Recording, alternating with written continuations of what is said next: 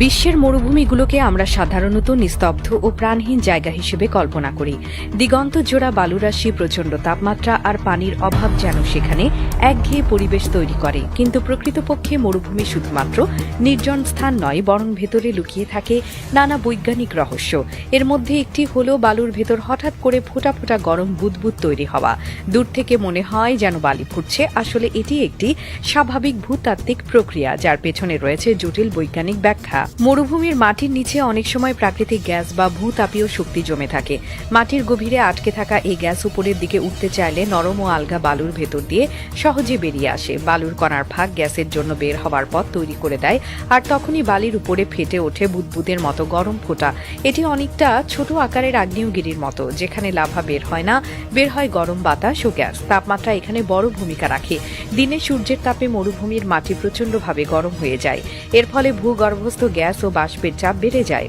যখন চাপ একটি নির্দিষ্ট মাত্রা ছাড়িয়ে যায়, তখন তা বালির স্তর ভেদ করে বের হয়ে আসে।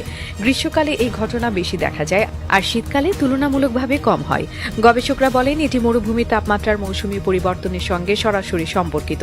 বালুর নিচে জমে থাকা গ্যাস সাধারণত মিথেন বা অন্যান্য হাইড্রোকার্বন হতে পারে। এগুলো ভূতাত্ত্বিক স্তর থেকে নিঃসৃত হয়ে ধীরে ধীরে উপরে উঠে আসে। কোথাও কোথাও আবার বালির নিচে গরম পানির স্তর থাকে, যেখান থেকে বাষ্প বের হয়ে এই বুদবুদের সৃষ্টি হয়। ফলে এই ঘটনাকে কেবল বালুর খেলা হিসেবে দেখা যায় না, বরং এটি পৃথিবীর অভ্যন্তরীণ কার্যকলাপের সঙ্গে গভীরভাবে যুক্ত। এমন প্রাকৃতিক দৃশ্য শুধু বৈজ্ঞানিক গবেষণার জন্য নয়, পরিবেশ ও জীববৈচিত্র্যের জন্য গুরুত্বপূর্ণ। কারণ ভূগর্ভস্থ গ্যাস বের হওয়ার সঙ্গে সঙ্গে আশপাশের মাটির রাসায়নিক গঠনও বদলে যায়। এতে নতুন খনিজ জমা হতে পারে, আবার কিছু উদ্ভিদ বা প্রাণীর জন্য প্রতিকূল পরিবেশ তৈরি হয়।